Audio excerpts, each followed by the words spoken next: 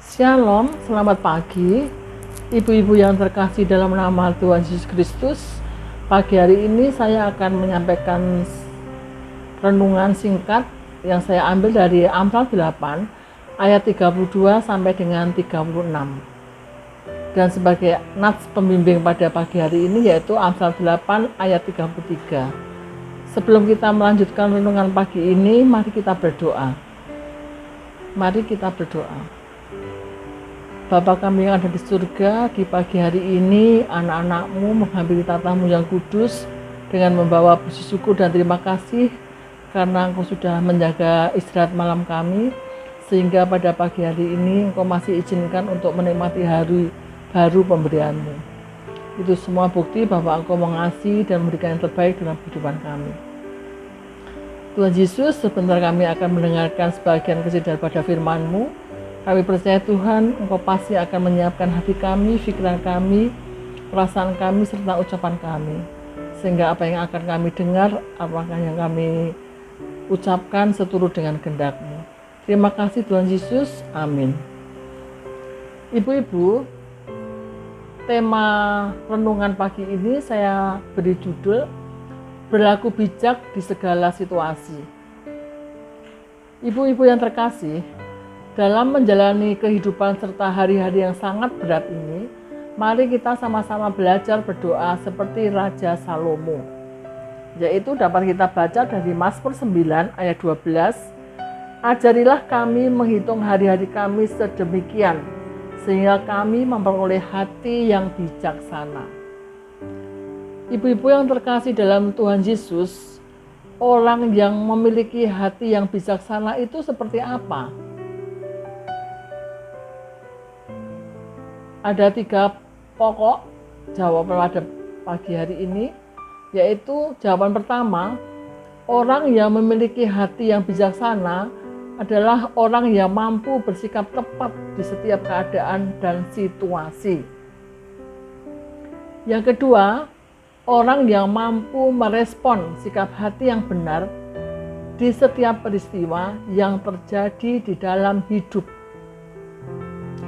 Arti yang ketiga, orang yang memiliki hati yang bijaksana adalah orang yang mempunyai rasa simpati dan empati yang tinggi.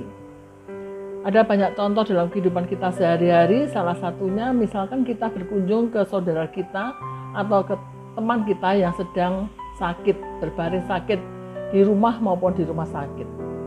Pada waktu kita berkunjung, tidak mungkin kita melakukan hal-hal yang heboh, misalkan saja memutar musik keras-keras, musik rock, musik dangdut.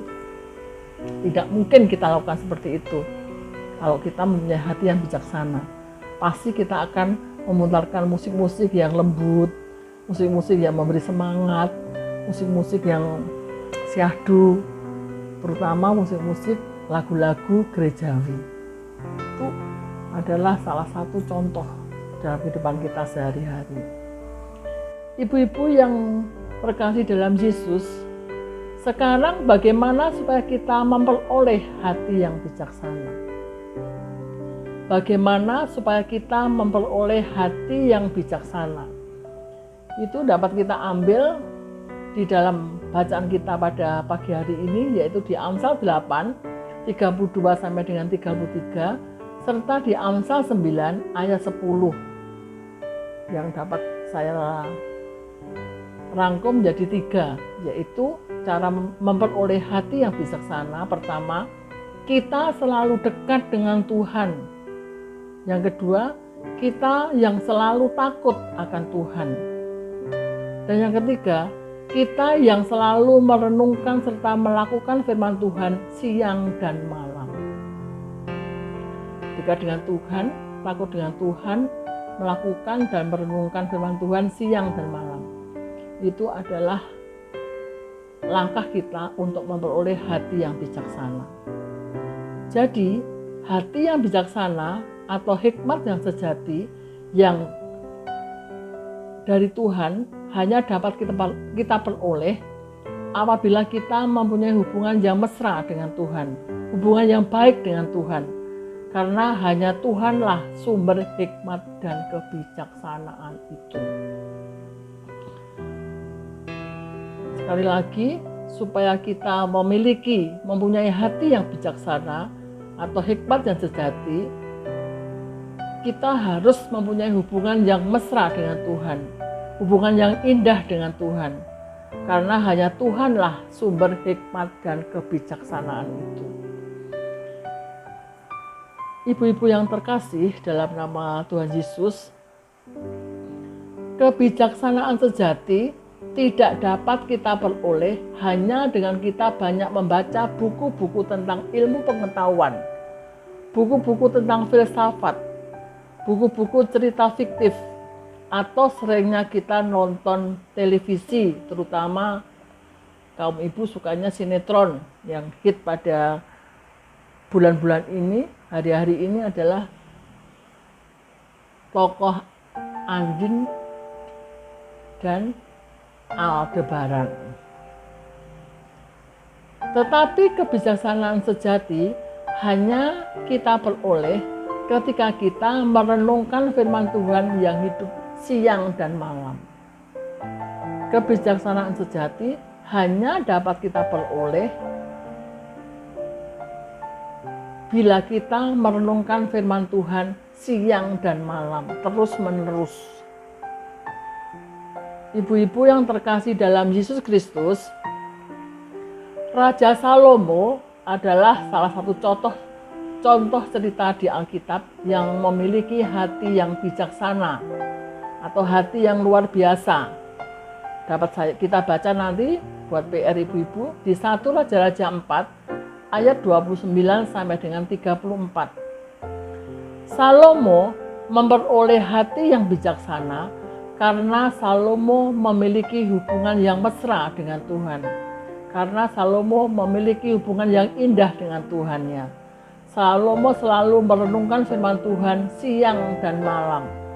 Merenungkan firman Tuhan terus-menerus, tidak ada henti-hentinya. Namun ketika Salomo mulai menyimpang dari jalan-jalan Tuhan dan bahkan meninggalkan Tuhan, di saat itulah Salomo sedang berjalan menuju titik kehancuran. Ibu-ibu yang terkasih dalam Tuhan Yesus, memiliki atau memperoleh hati yang bijaksana adalah hasil dari orang yang mau berproses menuju kehendak-Nya, menuju kehendak Tuhan, yaitu orang yang selalu taat akan Tuhan dan orang yang selalu hidup di dalam Tuhan. Orang yang selalu mempunyai hubungan yang mesra, yang indah dengan Tuhan. Saya ulangi, memiliki atau memperoleh hati yang bijaksana adalah hasil dari orang yang mau berproses untuk menuju kehendak-Nya, yaitu orang yang selalu taat akan Tuhan, selalu hidup di dalam Tuhan, serta mempunyai hubungan yang mesra dengan Tuhan. Di akhir renungan pada pagi hari ini, marilah kita selalu berusaha dan kita selalu belajar mempunyai hubungan yang indah, hubungan yang mesra dengan Tuhan, supaya kita semua memperoleh hati yang bijaksana. Amin. Tuhan Yesus memberkati. Ibu-ibu, sebelum kita mengakhiri renungan pada pagi hari ini, mari kita berdoa. Tuhan Yesus yang baik, terima kasih firman-Mu pada pagi hari ini. Engkau sudah mengajarkan kami untuk supaya kami memperoleh hati yang bijaksana, mempunyai hati yang bijaksana, yaitu apabila kami semua mau selalu dekat dengan Engkau, mau berhubungan erat dengan Engkau, hubungan yang indah dengan Engkau. Ajari terus Tuhan supaya kami dapat melakukan kehendak-Mu melakukan kehendak-Mu seturut dengan kehendak-Mu.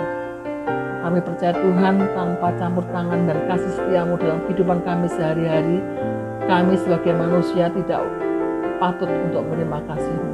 Tetapi karena Engkau sudah memilih kami, Engkau menjaga kami, dan Engkau selalu melindungi kami dari pasangan sebentar kami udara dari ruangan ini, dari firman Tuhan pada pagi hari ini. Kami percaya Tuhan, hari-hari ke depan yang akan kami lalui, kiranya Kau mau berkati kami semua. Berikan kesehatan yang baik, hubungan yang indah dengan sesama kami, hubungan yang mesra dengan Tuhan, sehingga kami benar-benar memperoleh hati yang bijaksana yang datang dari Tuhan Yesus. Terima kasih Tuhan Yesus, hanya di dalam nama-Mu yang indah, Tuhan kami Yesus Kristus, kami berdoa. Amin. Terima kasih Ibu-Ibu, selamat pagi, Tuhan Yesus memberkati.